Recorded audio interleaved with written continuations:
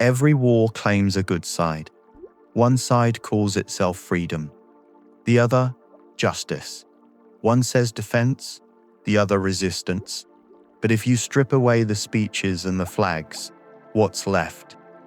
The same thing on both sides: force, destruction, and death. So here's the question we never really answer. If both sides rely on violence, can either truly be called good? When war begins, leaders don't just send armies into battle. They send stories. Stories that divide the world into light and darkness, heroes and villains. Without these stories, most people wouldn't fight. Because killing without a story feels like murder. Killing with a story feels like duty. But here's the problem. History shows us the same script played again and again. Every side claims to be defending humanity. Every side claims the other is evil.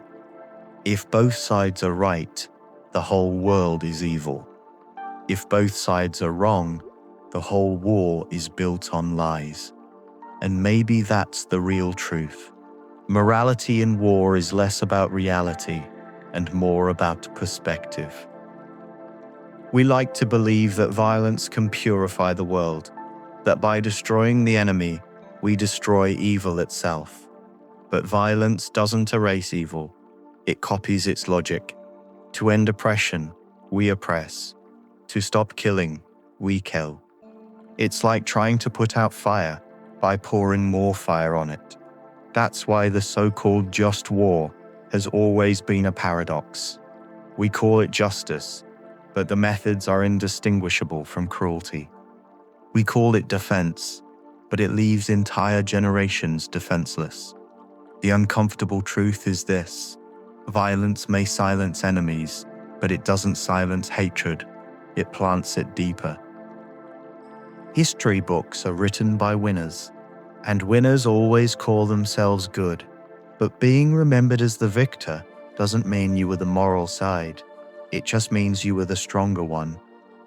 The Crusaders called their wars holy, claiming to fight for God, yet they slaughtered entire cities in his name. Early Muslim empires spread faith with the promise of justice, yet conquest still meant bloodshed, displacement, and subjugation. The Allies in World War II defeated fascism, but also bombed cities into ash, killing hundreds of thousands of civilians. Even modern wars, dressed as interventions, leave behind failed states, chaos, and millions displaced. For the people who lived through it, victory rarely feels pure.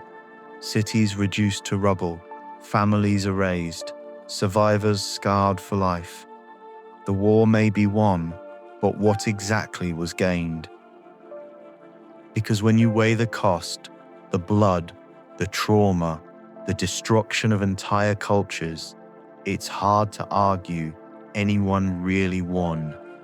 Victory in war isn't moral. It's mathematical. It goes to whoever can kill more, faster. It's easy to see your own army as noble when you're inside the story. Patriotism, religion, ideology, they all frame one side as chosen, blessed, righteous. But imagine being born on the other side. You'd be told the same story, just flipped. You'd grow up believing they are the evil ones, and we are the good. So what does that reveal?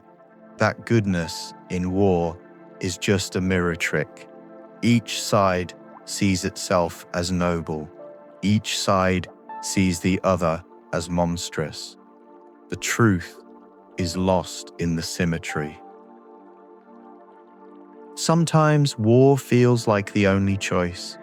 When you're invaded, when a dictator is crushing people, when survival itself is at stake, resistance doesn't feel optional. It feels like the only way forward. And that's the trap.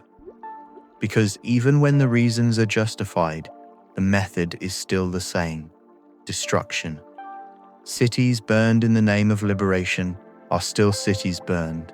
Lives ended in the name of justice are still lives ended. Yes, wars can stop a tyrant. They can topple an empire, but they rarely deliver the peace they promise. The French Revolution promised liberty, equality, fraternity, and ended in mass executions and a new emperor. The war to end all wars in 1918 didn't end wars at all. It only set the stage for an even bloodier one. Every revolution risks becoming the next regime. Every victory plants the anger that will grow into the next fight. War can end battles, but it cannot end the cycle.